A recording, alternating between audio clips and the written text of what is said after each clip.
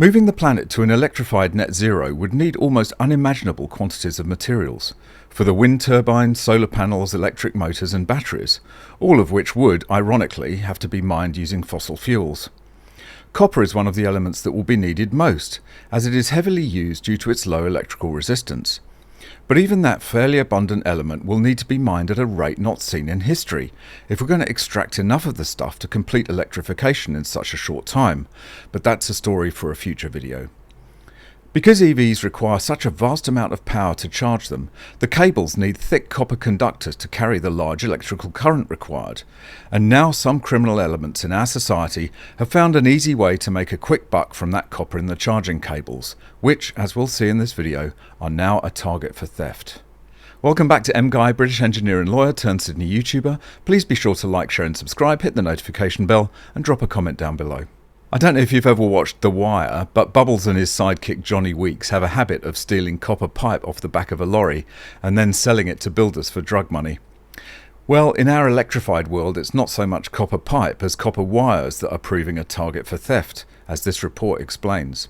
Green crime, an electric car, wind and solar crime wave. Green energy feeds a cycle of copper theft and environmentalist crime. Seattle began installing dozens of EV chargers only for thieves to show up and raid at least 8 of the charging cables for copper, requiring thousands of dollars worth of repairs.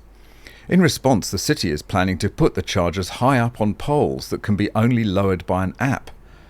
This will cost even more money, and in an environment in which brazen copper thieves toppled an FM radio tower in Oklahoma, isn't likely to deter the criminals. EV owners who suffered from copper theft while leaving their cars to be charged in public places were told by the Seattle Police Department to stay with the vehicle if you can while it's being charged. Considering that it can take an electric car hours to charge, that's going to be a wait. In Oakhurst, California, every cable was cut on a Tesla supercharger station almost as soon as it had been set up. At a non-profit in Van Nuys, 38 cables were stolen. Since the thieves rarely see any real punishment in cities where property crime has effectively been legalized, it's getting worse. Can you imagine the infrastructure required to have automated cables that magically whiz up and down a light pole with yet another smartphone app? EV drivers already have to have a shed load of apps for the different charging infrastructure, so I guess this is just one more, right? In response to the increasing green crime wave, the Biden administration helpfully came up with a whole bunch of suggestions as to how to avoid this fate, which end up being just another inconvenience of EV ownership to add to the already long list. Plan to charge at home. Electric car and plug-in hybrid charging differ in every owner's situation. For ongoing security, the best strategy is to do all your charging overnight at home. In the best situation, your car can charge inside your garage. Well, there are plenty of people who would say that's the worst idea given the risk of battery fire which will destroy your home. And I'm sure some insurance companies would agree. Use a padlock. It may sound simple, but there are situations where a well-sized padlock can attach and lock your cable to a fence, an installed cable tether on the underside of your car, or, in the case of some cars, the small hole under the trigger of the cable. Some drivers swear by parking on their charging cable. This is effective but can damage the cable, yeah right. Instead, you could buy a section of cable protector, the plastic ramps that stop cables being a trip hazard, cut it down to size, carry it in the frunk or trunk, then put it over the cable and park on it. Insurance coverage, GPS trackers were other suggestions to deal with this problem. But it's not just charging cables that are being targeted, other net zero dreams are also at risk. In Fresno, California, $100,000 in copper wire was stolen from a solar farm. But wind farms, because they're often far away from people, are an even more attractive target for copper thieves.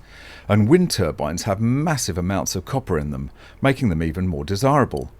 Copper thieves cut into a turbine, haul out cables and then drive away, causing as much as millions of dollars in damage. Such thefts have been reported from Arizona to Minnesota to Iowa to Massachusetts. Internationally, in the UK, there was a 48% increase in solar and cable green copper theft, and 5,000 major solar thefts across Europe.